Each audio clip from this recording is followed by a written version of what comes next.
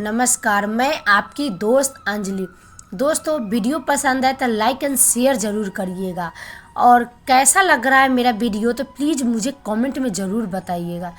आज का टॉपिक है कि जब श्री रामचंद्र जी भारद्वाज मुनि से मिले तो क्या क्या हुआ। तो चलिए मैं वीडियो को शुरू करती हूँ। दोस्तों, वीडियो में कुछ भी अगर गलती हो जाए ना तो प्लीज़ मुझे क्षमा कर दीजिएगा। प्रभु श्री रामचंद्र जी ने सवेरे प्रातः काल की सब क्रियाएं करके जाकर तीर्थों के राजा प्रयाग के दर्शन किए। उस राजा का सत्य मंत्री है, श्रद्धा प्यारी स्त्री है और श्री वेणी माधवजी सरीखे हितकारी मित्र है। 4 पदार्थों से भंडार हुआ है और वह पुण्यमय प्रांत ही उस राजा का सुंदर देश है। प्रयाग क्षेत्र ही दुर्गम, मजबूत और सुंदर गढ़ है जिसको स्वप्न में भी पाप रूपी शत्रु नहीं पा सके हैं। संपूर्ण तीर्थ ही उसके श्रेष्ठ वीर सैनिक है जो पाप की सेना को कुचल डालने वाले और बड़े रणधीर है। गंगा, यमुना और सरस्वती का संगम ही उसका अत्यंत सुशोभित सिंहासन है। अक्षय वट छत्र है जो मुनियों के भी मन को मोहित कर लेता है। यमुना जी और गंगा जी की तरंगे उसके चौवर है जिनको देखकर ही दुख और दरिद्रता नष्ट हो जाती है। पुण्य आत्मा पवित्र साधु उसकी सेवा करते हैं और सब मनोरथ पाते हैं। वेद और पुराणों के समूह भाट है जो उसके निर्मल गुण गणों का बखान करते हैं।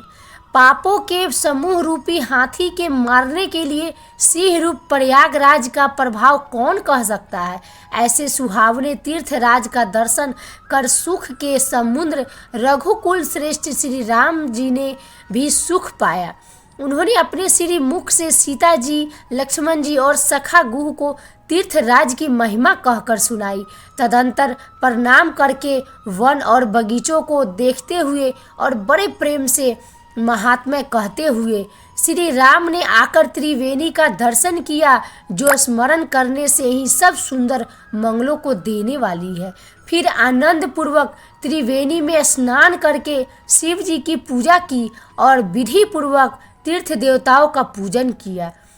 तब प्रभु श्री राम जी भारद्वाज जी के पास आए। उन्हें दंडवत करते हुए ही मुनि ने हृदय से लगा लिया। मुनि के मन का आनंद कुछ कहा नहीं जाता, मानो उन्हें ब्रह्मानंद की राशि मिल गई हो। कुशल पूछकर मुनिराज ने उनको आसन दिए और प्रेम सहित पूजन करके उन्हें संतुष्ट कर दिया। फिर मानो अमृत के ही बने हो ऐसे अच्छे अच्छे कंद, मूल, फल और अंकुर लाकर दिए।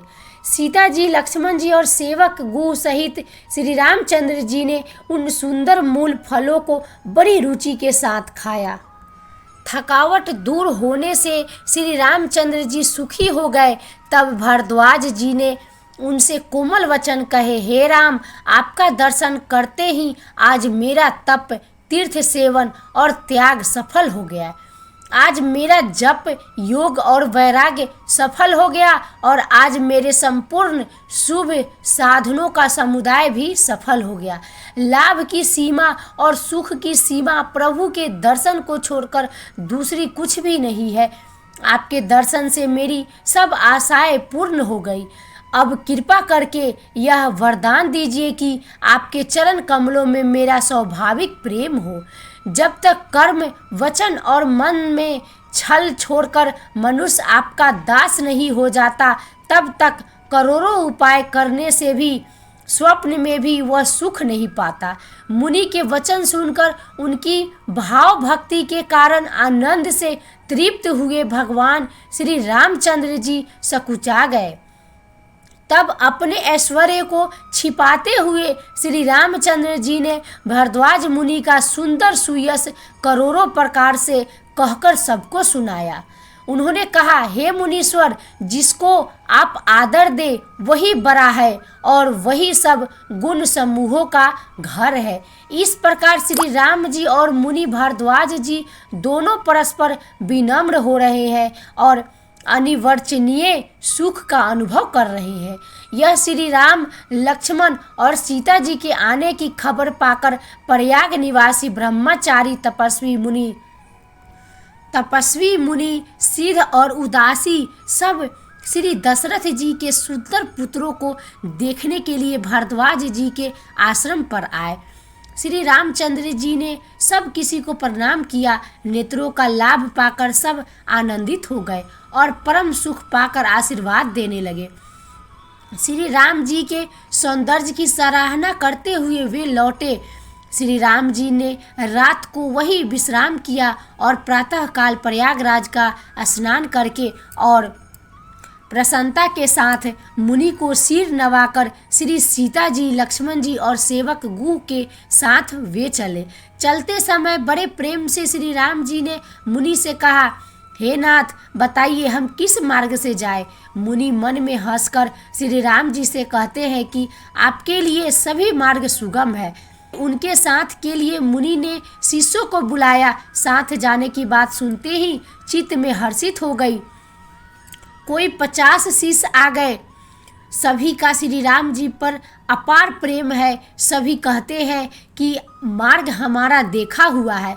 तब मुनि ने चुनकर 4 ब्रह्मचारियों को साथ कर दिया। उन्होंने बहुत जन्मों तक सब पुण्य किए थे। श्री रघुनाथ जी प्रणाम कर और ऋषि की आज्ञा पाकर हृदय में बड़े ही आनंदित होकर चले।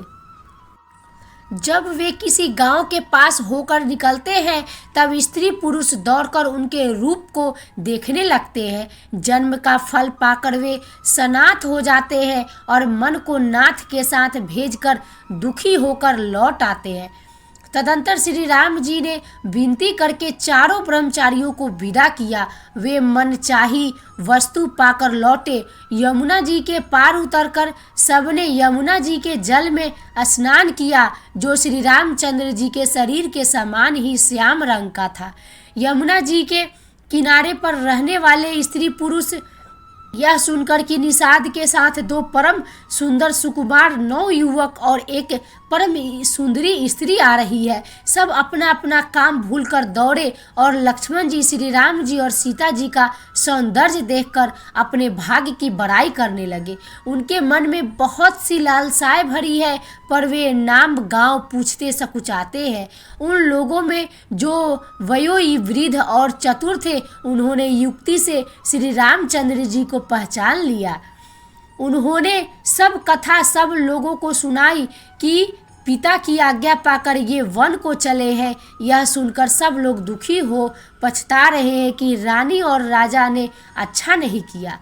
उसी अवसर पर वहाँ एक तपस्वी आया जो तेज का पुंज, छोटी अवस्था का और सुंदर था। उसकी गति कवि नहीं जानते। वह वैरागी के वेश में था और मन, वचन तथा कर्म से श्री रामचंद्र जी का प्रेमी था। अपने इष्ट देव को पहचान कर उसके नेत्रों में जल भर आया और शरीर पुलकित हो गया। वह दंड की भांति पृथ्वी पर गिर पड़ा। उसकी दशा का वर्णन नहीं किया जा सकता। श्री राम जी ने प्रेम पूर्वक पुलकित होकर उसको हृदय से लगा लिया। उसे इतना आनंद हुआ मानो कोई महादरिद्री मनुष्य पारस पा गया हो। सब कोई देखने वाले कहने लगे कि मानो प्रेम और परमार्थ दोनों शरीर धारण करके मिल रहे हैं। फिर वह लक्ष्मण जी के चरणों लगा। उन्होंने प्रेम से उसको उठा लिया। फिर उसने सीता जी की चरण धूलि को अपने सिर पर धारण किया। माता सीता जी ने भी उसको अपना छोटा बच्चा जानकर आशीर्वाद दिया। फिर निषाद राज ने उसको दंडवत किया। श्री रामचंद्र जी का प्रेमी जानकर वह उस निषाद से आनंदित होकर मिला। वह तपस्वी अपने नेत्र रूपी दोनों से श्री राम जी की सौंदर्य सुधा का पान करने लगा और ऐसा आनंदित हुआ जैसे कोई भूखा आदमी सुंदर भोजन पाकर आनंदित होता है। इधर गांव की स्त्रियां कह रही है, हे सखी, कहो तो वे माता पिता कैसे हैं जिन्होंने ऐसे सुंदर सुकुमार बालकों को वन में भेज दिया है। श्री राम जी, लक्ष्मण जी और सीता जी के रूप को देखकर सब स्त्री पुरुष स्नेह से व्याकुल हो जाते हैं। तब श्री रामचंद्र जी ने सखा गुह को अनेकों तरह से घर लौट जाने के लिए समझाया। श्री रामचंद्र जी की आज्ञा को सिर चढ़ाकर उसने अपने घर को गमन किया। रास्ते में जाते हुए उन्हें अनेकों यात्री मिलते हैं। वे दोनों भाइयों को देखकर उनसे प्रेम पूर्वक कहते हैं कि तुम्हारे सब अंगों में राज चिन्ह देखकर हमारे हृदय में बड़ा सोच होता है। ऐसे राज चिन्हों के होते हुए भी तुम लोग रास्ते में पैदल ही चल रहे हो। इससे हमारी समझ में आता है कि ज्योतिष शास्त्र झूठा ही है। भारी जंगल और बड़े बड़े पहाड़ों का दुर्गम रास्ता है, उस पर तुम्हारे साथ सुकुमारी स्त्री है। हाथी और सिंहों से भरा यह भयानक वन देखा तक नहीं जाता। यदि आज्ञा हो तो हम साथ चले। आप जहाँ तक जाएंगे वहाँ तक पहुँचाकर फिर आपको प्रणाम करके हम लौट आवेंगे। इस प्रकार वे यात्री प्रेमवश पुलकित शरीर हो और नेत्रों में प्रेमाश्रियों का जल भरकर पूछते हैं, किंतु कृपा के समुद्र श्री रामचंद्र जी कोमल विनय युक्त वचन कहकर उन्हें लौटा देते हैं। जो गांव और पूर्वे रास्ते में बसे हैं, नागों और देवताओं के नगर उनको देखकर प्रशंसा पूर्वक ईर्ष्या करते हैं और ललचाते हुए कहते हैं कि किस पुण्यवान ने किस शुभ घड़ी में इनको बसाया था, जो आज ये इतने धन और पुण्यमय तथा परम सुंदर हो रहे हैं। दोस्तों, आई होप ये वीडियो पसंद आई होगी। पसंद आए तो लाइक एंड शेयर जरूर करें और आगे के वीडियो में क्या हुआ जानने के लिए मेरे चैनल को जरूर सब्सक्राइब करें। तब तक के लिए जय श्री राम, जय श्री राम, जय श्री राम।